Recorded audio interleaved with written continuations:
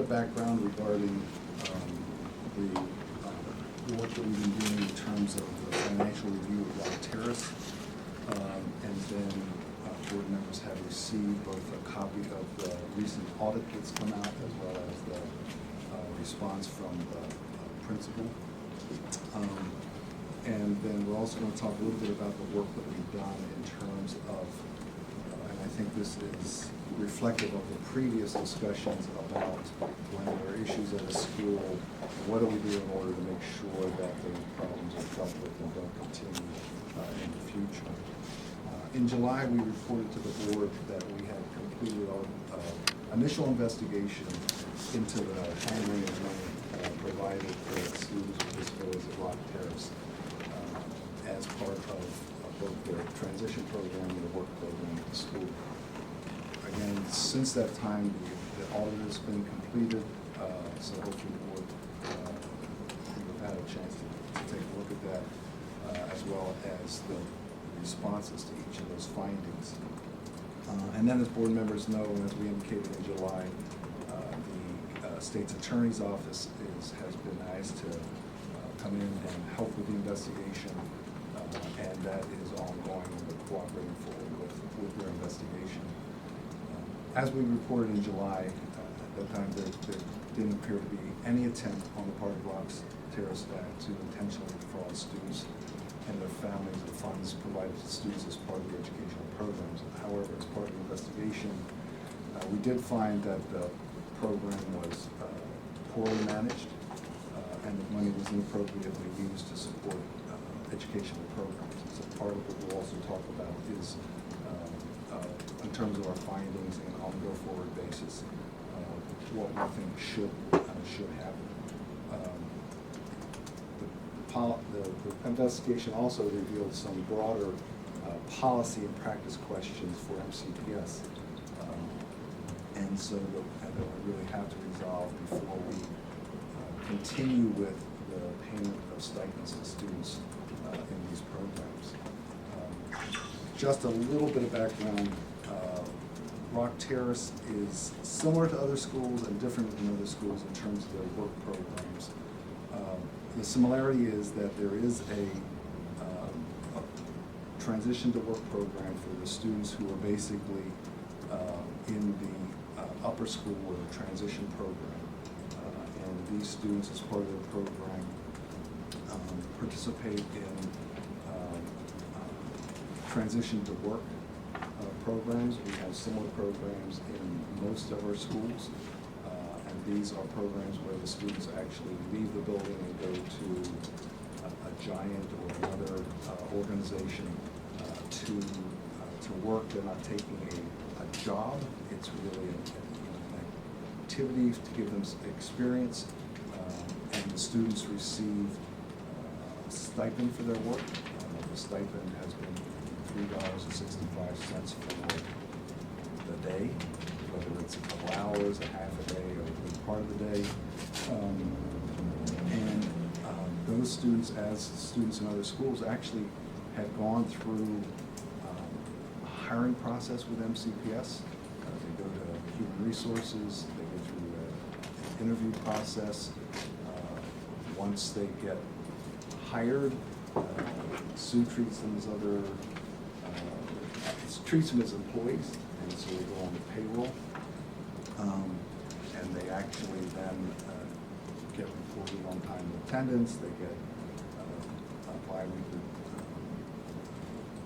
pay advice, direct deposit as employees, and I'll get back to this in a minute. And part of what we need to look at is how we actually handle those dollars going into the future, because we have significant questions about whether they should actually be treated as pay and reported to the federal government. And so again, I'll come back to that in a couple of minutes. Another part of the program that really distinguishes Rock Terrace from other schools is that they have school-based programs for the students who are in the other two programs. Rock Terrace has a middle school program, a high school program, and then this program for the students who are in the upper school transition program. And so for the schoolwork experiences, we have a horticulture program, an office skills and practices program, and a home survival skills program. Students participate in these programs.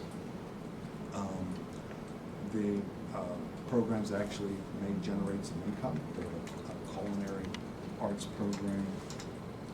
They have some woodworking, some office work. They do a shredding of materials so they can generate some revenue. And then students have been paid various rates in the past, maybe 70 cents, 80 cents, $1 for participation in these programs. Again, these funds were, let me go back, the funds for the transition to work program are actually MCPS funds. So we budget those dollars that are then paid to the students for as stipends to participate in these programs. Funds provided in these programs are actually generated out of the revenues that are generated from the programs, the culinary arts and other programs.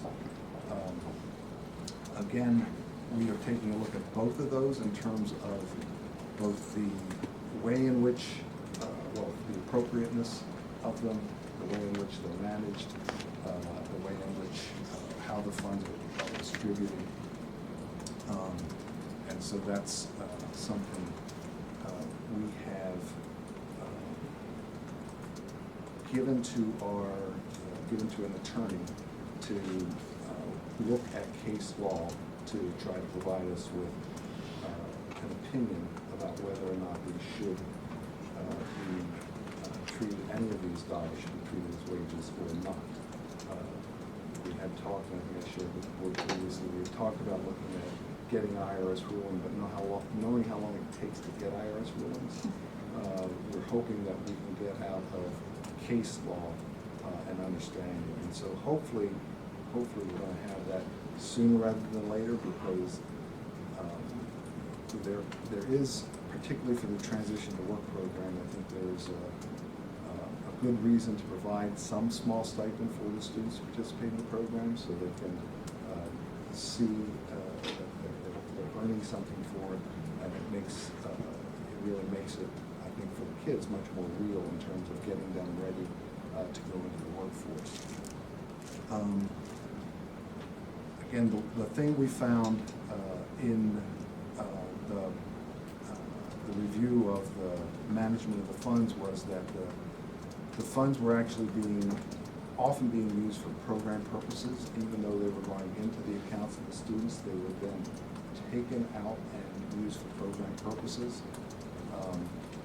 And even as well-intentioned as they may have been in terms of using the money to support the programs that benefited the students, it really wasn't an appropriate use of these funds. And again, it also, was inappropriate not to completely inform the parents. I mean, as we do with any other transition to work programs, the parents are aware of it. There's a letter of the parents that have to sign off on it. Obviously, they have to approve of provide the money for the account that the dollars are going into, so they're well aware of where the dollars are going, and they're well aware of all the, of everything, and they really are parents who are partners. We didn't find that to be the case in all the cases at Terrace. I had indicated that the state's attorney's office is involved, and we were very supportive of them getting involved because we couldn't get the bank records. And so we're interested in them getting the bank records to see the extent to which we can actually piece all the information together, get the information we need for each of the students to determine how much money at least actually went into and came out of the account. Now, we don't know when the money came out of the account, whether it went back in the school for program purposes or whether the student actually got it. So, but hopefully we can at least piece it together to see how much money was put into those accounts and how much So how much money was actually put into the individual accounts? In terms of when you said you can't tell how much went into the school accounts, because we have other problems with a lot of the accounting that goes on at the school. No, not necessarily. I mean, again, not goes into the school's account, but when it was taken out, how the money was actually utilized.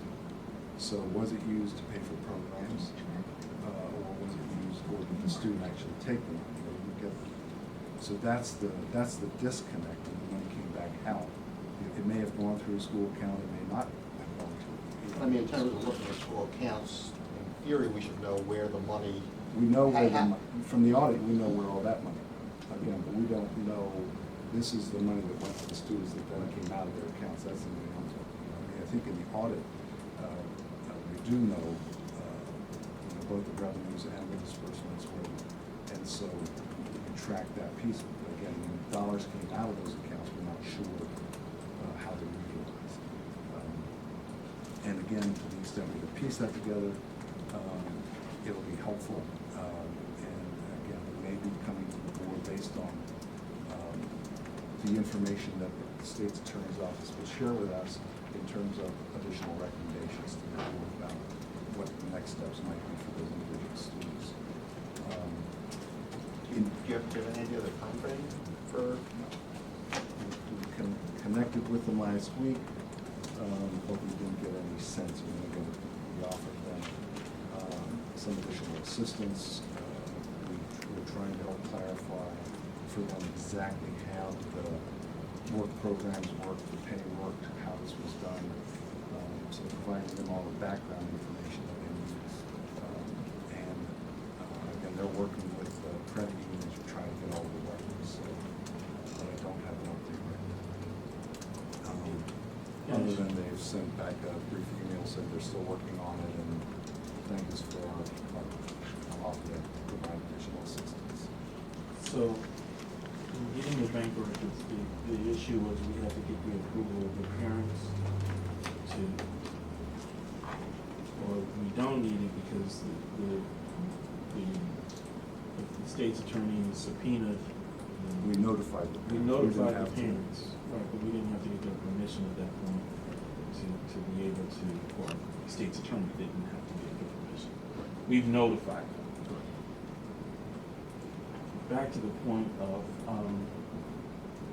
understanding when monies were withdrawn from these accounts, how it was used.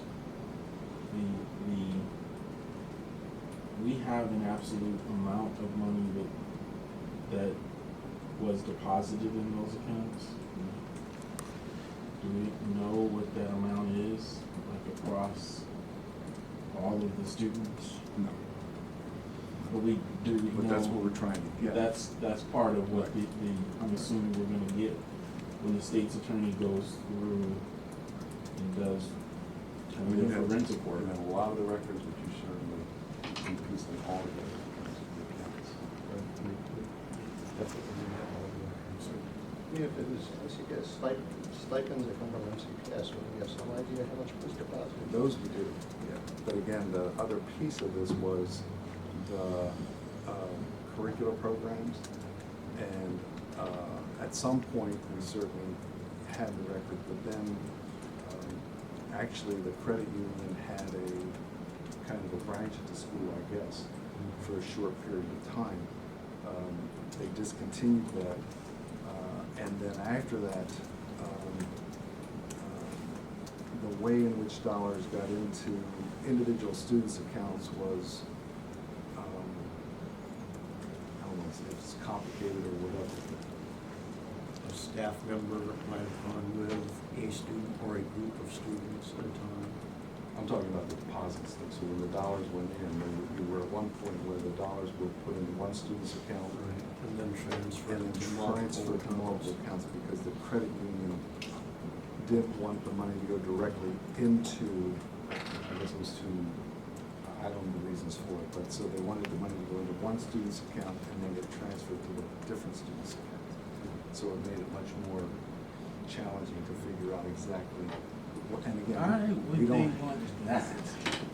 If it was a I mean, check, that is the a, main reason I can think of is if it's a check. You can't really take a check for $100 in and say put $10 in these 10 accounts. They're gonna want you to deposit the full $100 so they have And a then trail. distribute And then it. they And these would were small transfer. amounts, these were very small amounts of money, so,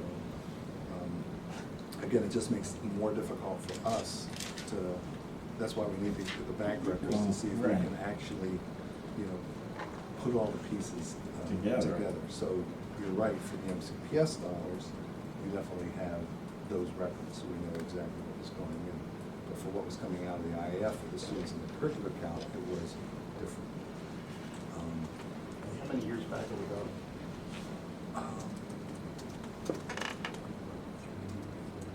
That was more than that. I think the records went back to 2004 or 5. I think it was back. I think it was 2004.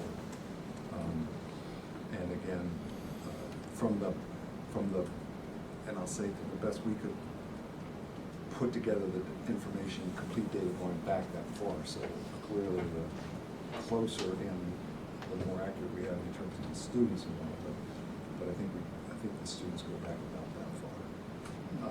And the practices have changed a little bit over the time at the school also in terms of the numbers of kids participating in that transition to work program, and the numbers of kids participating in the curricular program.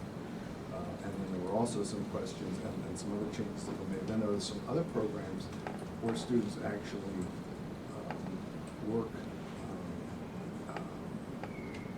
not in the curricular programs, but in some other programs in the school, like in the cafeteria, where previously some students have been paid for that work. My understanding is starting a year ago, they were no longer being paid for that in-school work that wasn't related to any of these other programs. Who would pay them for in-school? Who would pay them for in-school? Well, I'm not sure where those, I'm assuming those dollars would have been coming from the same place the dollars were coming from for the curriculum, the kids who were involved in the curricular program. But again, we're talking about a fairly limited amount of money that the students were making. Again, it was 70 or 80 cents, maybe $1 for a day. And I think one of the important things, again, getting back to what I said, is we really need to determine, these are basically a stipend. They're not meant to be wages. They're not meant to reimburse students as pay for working a job. These are to recognize that part of the program is to give students some experience with money and using money. And that's part of the learning experience, the life skills that students are being are learning. So again, so I'm not sure, but I would assume that probably was where they were coming from. And I don't know that there was a lot of students who were actually getting that. I do know though that when I was over at the meeting that we had in July, the cafeteria manager came up to me afterwards and talked about a student who had been working in the cafeteria and had previously been being paid, and last year wasn't paid, and she came to me to say, should they get paid or not? I really didn't know the answer, so I found a staff person at the school, and we had a conversation, and that's when I learned that they used to pay these students, but they stopped paying them. So and that's more like a WOC type program in that case. So it's different than these curricular programs. It's different than transition to work. It's probably more like a WOC program, which, as you know, students generally don't get paid for WOC programs. We have transition programs at other schools. Does this issue have implications beyond Rock Terrace? No, as we've looked at them, we don't, we think everything has been fine. We have clear guidelines, and again, those students go through the same process of going to HR, going through the interview process, getting hired, being put on our payroll system. And so there are clear guidelines in terms of staff letters to parents, getting the bank accounts clearly understand, the parents have to sign off on this, so getting the bank account, so the dollars can be deposited, so, and everything's been put on hold. So it's not just at this school, we put all the payment of these stipends to students in the transition work programs on hold for the time being until we can get a ruling or an opinion about whether or not they should be treated as wages. My belief is they should not be. We probably should have never been really treating them as wages, but we have to take a look at it. I know hindsight's always 20/20. In retrospect, are there some areas here that the audit process could have addressed or in the future can address? I've thought about that. I'm not sure if the dollars, again, so the significant issue here is when the dollars went into the credit union accounts, once they came out, how they were utilized, and that whole process of the dollars that came out of that account. So I don't know, Roger may respond, but I think in terms of looking at the dollars going in and how all that worked, looking at the revenue coming in, looking at the payments and expenditures. Differences in ownership of the company. I think there's certainly a lesson learned, and again, I also want to say, I'm not sure, I think we learned a significant lesson, and we're going to clearly look at how Terrace is handling that, and we'll get back to that in a minute, but I don't know that we have other situations where there's similar situations in schools, but I think in terms of looking at the audit practices, I think it is something we need to take a look at to make sure that we're clear if there are programs where students are participating in any type of activity where there are stipends or amounts given to them, that they're done appropriately. And I think that is something we need to definitely take a look at, and I think the suggestion has been made that you put questions in your protocol or your procedures when you're going out to schools for something more to look at. So adding to the list of questions to make sure, so I think that is certainly something we need to do. Again, so since the July, you have received a copy of the audit report, sent that to you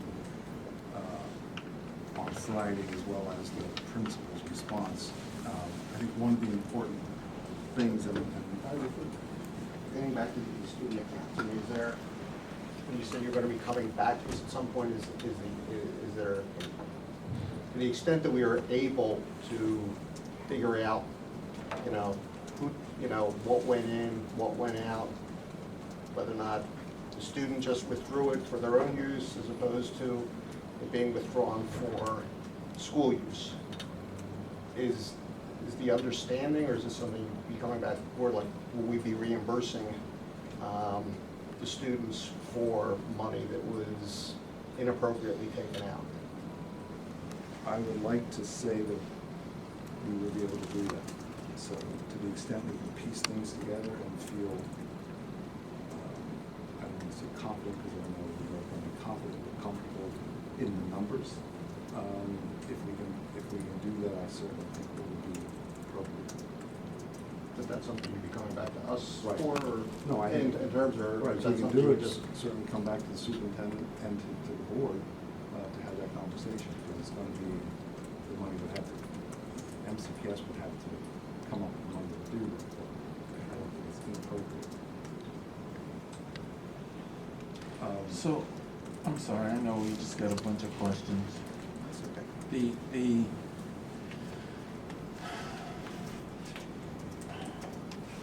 do we have a sense, I'm just trying to understand, seeing this from the outside, the in these individual student accounts, do we have even a ballpark of how much money we're talking? When we talk, and there's kind of a series of questions I have. One is that there may be students who have had accounts over years, right? So they may have accumulated funds. what then happened with those student accounts, for example, when a student is graduated from or moved away from or no longer attended Rock Terrace, had been in the program and, or, had an account but moved on for a variety of reasons. We know what happened to those accounts. And then, and again, I've got to just,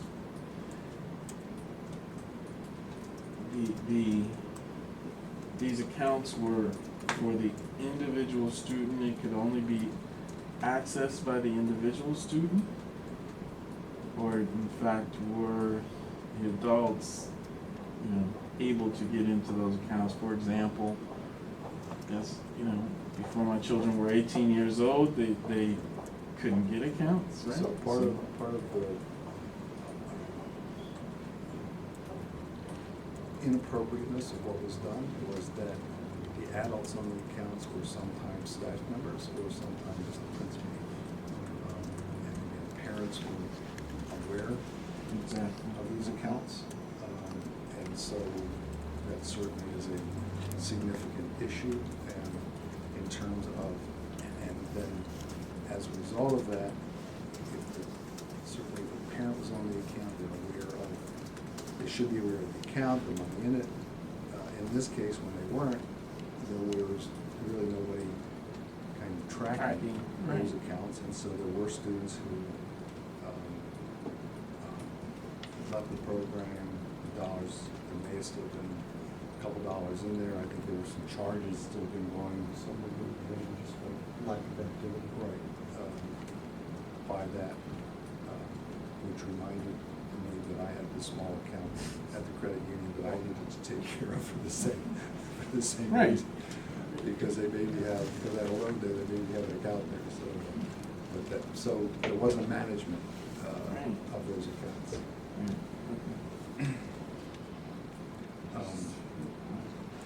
An extensive amount of work has gone on to work with the staff, and if you look at the principal's response, you will see that a lot of things have already happened. We have, Mr. Lyles has been involved with it, Sue's office has been involved, Nikki's office has been involved in terms of reviewing all of the activities over there to make sure that they have the support they need, and to do training. And we talked before about what do you do in the school. So Sue's actually offered to go do training, and has done some training this afternoon, done some training with staff in terms of their responsibilities to manage funds. We've looked at the level of work, because one of the questions that was raised was, would this have happened if the fiscal person that was at the school, if the position hadn't been eliminated in 2010?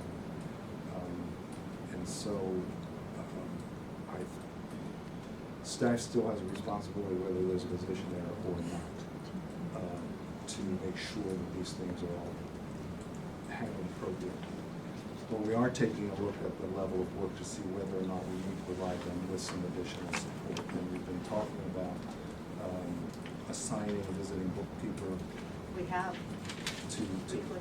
to the school to provide them with some additional support. So we're trying to assess exactly what the workload is, being clear to them about what the expectations are. So just as all the things that you've seen, both in terms of what's come out of the audit as well as just general fiscal management, what the expectations are, to make sure that the staff at the school are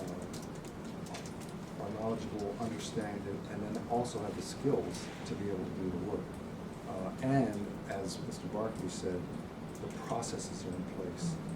The processes are clearly understood, and the people are following those processes. And then making sure that we're going in and monitoring it to make sure that, so providing some level of oversight to make sure that things are going the way that they're trying to do, so that, and again,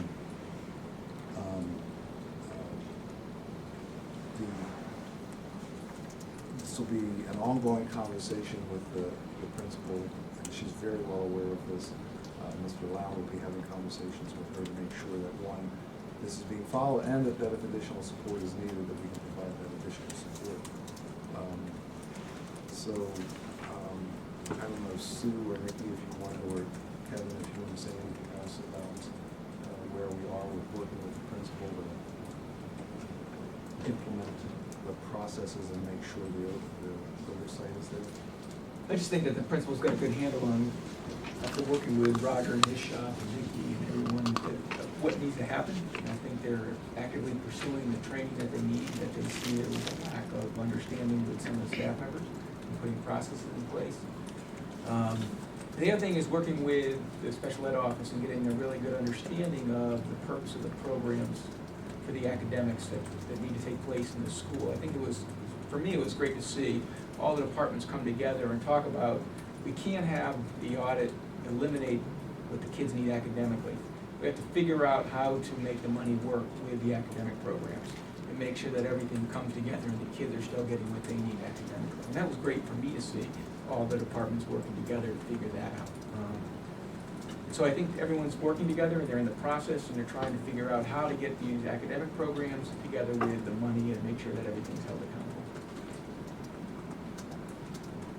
So there were some very specific things in here in terms of commissions and different things that were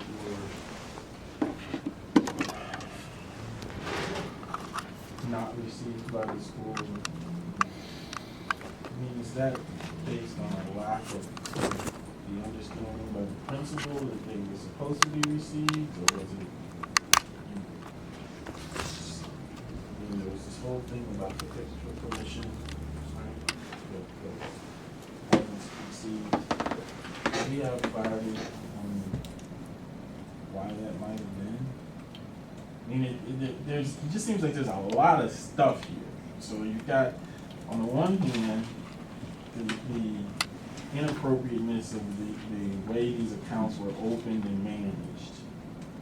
Then there's just the other piece, and that's unique to this school. I don't know any other schools that have students with accounts and adults would have access to those accounts, right? That's unique. And then there are things that are more standard, which is like this commission issues and the bank statements and all of those. Everything that could go wrong did go wrong. Well, right. I mean, there's a lot. There's a lot there, you know. And some of this is common to the audits that you've done on other schools. And some of it's really unique to Rock Terrace and its programs. You know, and I guess the issue is how do you separate those out and kind of deal with them, because I understand the frustration that many parents would have finding out that their child has some bank account that they don't know about, and some other adult has had access to it, and that erodes the trust that parents would have in us. And that is just incredibly inappropriate and needs to be addressed. And I think that we're getting there. But then there's just this basic stuff. I think I can speak a little bit to that. When we all met, all the officers met together at a table and we looked at the audit report, specifically case by case, and we kind of looked at what category does this fall in, and then how do we fix it. And I think for the day-to-day operations, we're addressing it with trainings and we're addressing it with processes being put into place that are at schools. We looked at, I know that the principal was giving some packets from other schools on how they handle field trips and how they handle money and other issues that are typical in all high schools. Right. And so those issues are being addressed, with a systematic approach. With the issues that are specific to Rock Terrace, as far as the special ed issues, that we're still working on. We're working on with Chris Richardson's office, with money management, and trying to figure out really where does the curriculum come in, what type of learning needs to take place, and because I know we want to quick to jump to, you know, we could use this online payment right away, but if the idea is for the students to take money, collect it at the bistro, make the change and give it back, then the fix that we would address maybe in another school doesn't work at Rock Terrace. So that's where we're looking at, you know, how do we match the fix with the curriculum? Do we have a target date for getting all of that together, or does that hinge on the completion of the investigation and other areas? Because I guess what I'm concerned about, there's significant anxiety, appears to be significant anxiety within some parts of the parent community. There are a lot of allegations out there, a lot of concerns, and I fear that, be it right or wrong, we've been kind of cast in a role of looking like we're dragging our feet. And I'm not sure that's accurate or not, but I was just wondering, do we have a target date somewhere down the road where we'll be able to say, yes, you know, this took place and this is in place for the future, and we kind of move forward? Or do you It doesn't depend on the investigation, that's really separate. Our goal was, in terms of these financial pieces that Kevin talked about, that we had them in place at the beginning of the year, and we've really done that. I think the curricular pieces, they're looking at right now. We're working on it right now. Like, the principal wants it in place yesterday. Right. And so we're really figuring out exactly, you know, how do we get it in place right away? Now, what's And going we're to... working with Chris Richardson's. I mean, your investigation will dictate if we are going to be refunding any of the money in these accounts. Right, that's really different than this. Right. You know, the other piece that is we really have to wait on is this determination about whether any of the payments to students, any of the stipends to students, needs to be treated as wages or not. And so we're really waiting until we get that to get to the payment piece to the students, but the rest of it can certainly, Yeah. program pieces can certainly go on. The general fiscal operations, the IAF fund, which is what you've heard the audits about, the visiting bookkeeper began going weekly last week or the week before. Roger and I were there last week and met with each of the 4 main business line sponsors: horticulture, wood shop, the mailing, shredding, processing, and the catering, cafeteria. Those, and talked through, and with the principal, talked through what it is they were trying to achieve with the students, who their customers were, how they handled money, and began that conversation of saying, let's refocus on the students. What is it you need students to be doing, and how do we build business processes to support that with the internal controls, with the separation of duties, with the proper cash handling? Right, and the action timeline that you provided is really specific and has, you know, very targeted dates in there. And we're going back to Roger and I are going back to the staff meeting this afternoon to talk about proper cash handling, whether it's fundraisers or field trips or any other funds that a teacher touches that comes into the school. Do we anticipate any follow-up meetings with parents? Yes, I made a commitment after the meeting in July, I made a commitment that we would continue to meet with the parent leadership and to give them updates. And so we certainly intend to do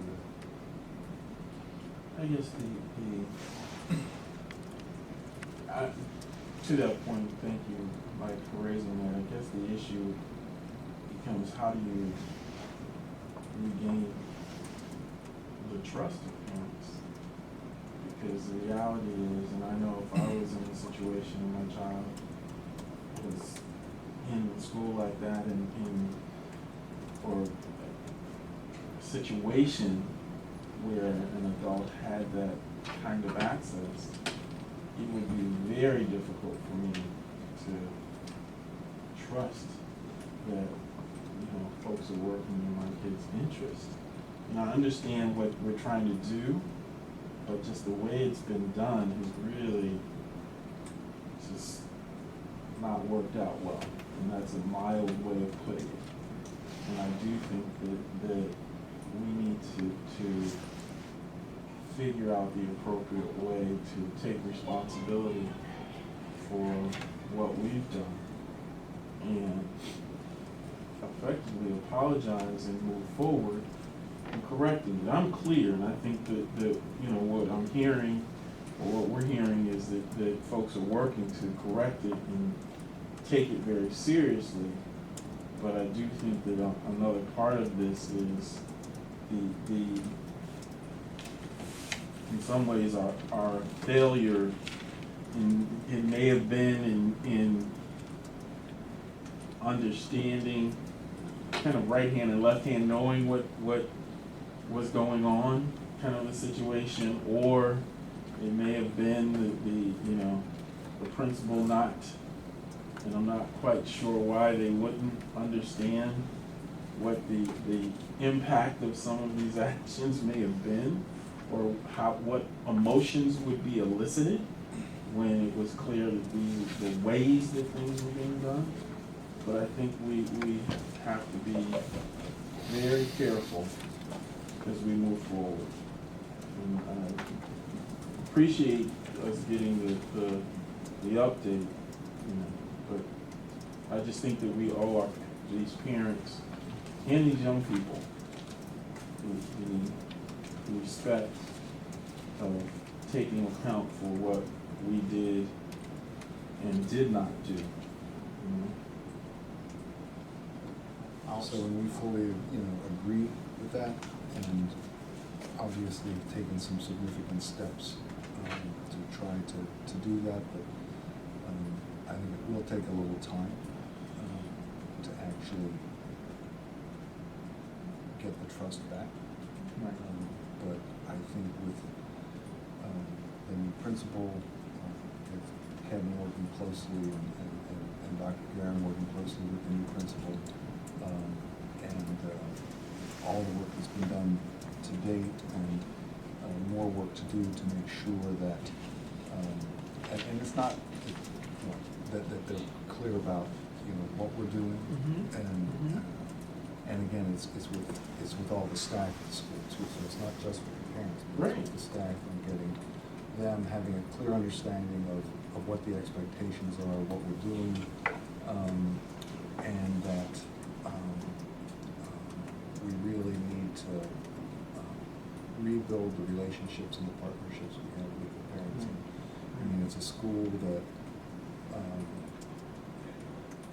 really needs to engage the parents closely and have them closely involved, and communication with the parents is constant communication is really critical. So it's something that all that needs to be rebuilt, and I think we're confident with the new leadership in the school that can happen. I would just like to add, I agree, and you mentioned the meetings with the school leadership, but I think at some point in repairing these feelings, I think the average parent sometimes deals with the school and maybe doesn't see the larger picture of where the system comes in.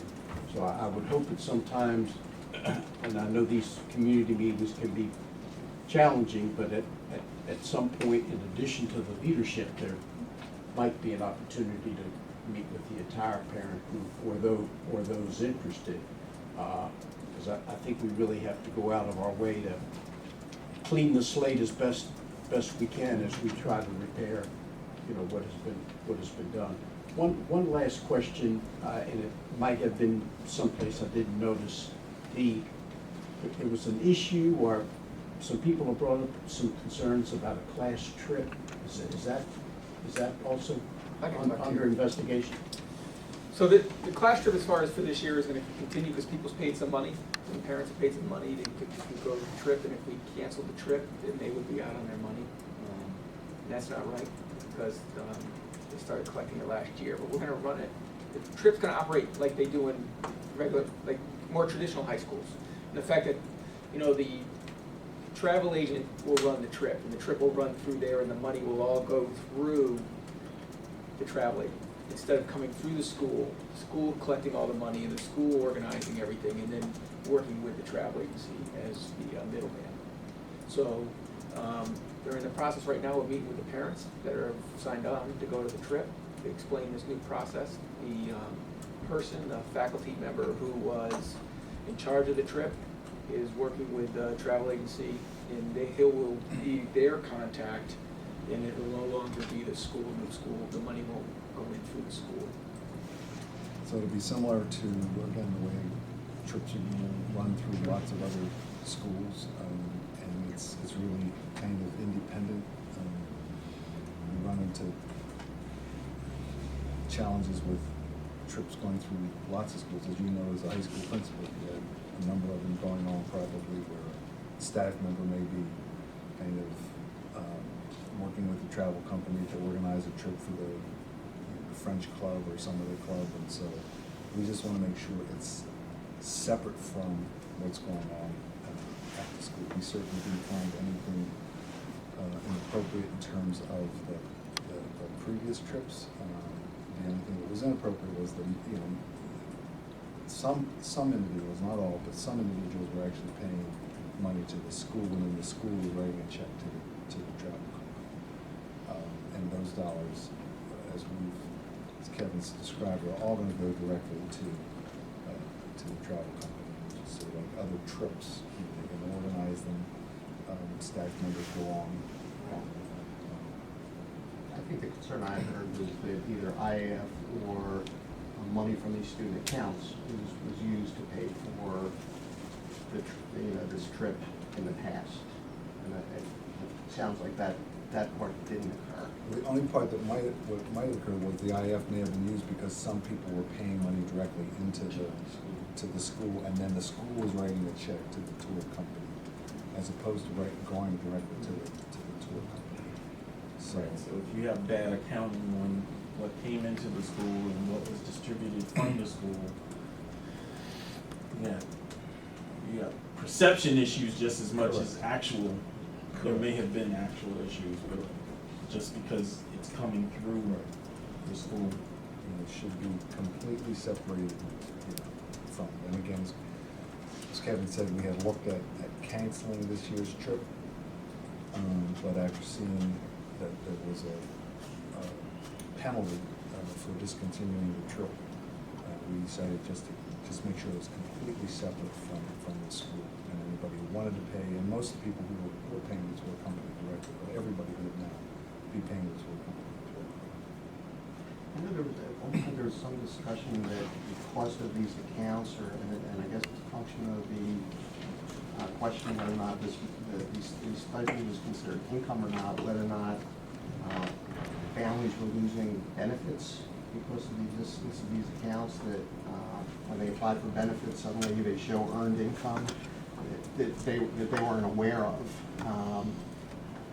I don't know, are we aware of that, are we following that at all? And I mean, is there any way we can, if the issue, if it becomes determined that this really wasn't income, is there any way we can provide assistance to families to make sure that We have worked with a couple of families that this came up with on as an issue. And it wasn't just, so some of it is income and also some of it is assets. So it's not necessarily the income piece of it, but it was also the asset that they had a checking account with a certain amount of money. So we certainly look, but I think that's something as we go forward, other parents need to be aware of this, if their students are participating in this program, that it could affect their supplemental security income. And so we have to be very clear when we're setting up a bank account, when we're getting a stipend, whether it's wages or not, that we need to have them understand that if there's any implications regarding their SSI, we need to make sure that doesn't happen. So I know we've gone back with one of the families at Rock Terrace, and we work closely with the federal government to make sure that they weren't losing their benefits, and that got rectified. There was one article, there was a newspaper article about a family about their SSI benefits, but one of the things that we found out was that the student who was actually involved in this program was actually in an employment program. So the one thing I did talk about is We have the Bridges program with Marriott, where there's a few students who participate in, and those truly are employment programs. They're in a job, getting a regular salary for their job, and they are receiving wages from the employer.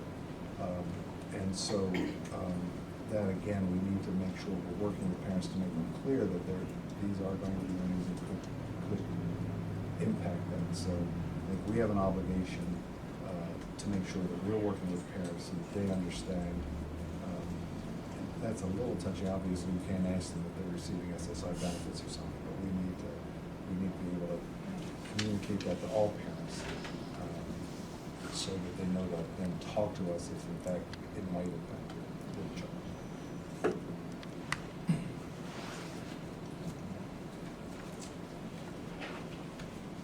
That's it. We're running way over Way today. Sorry.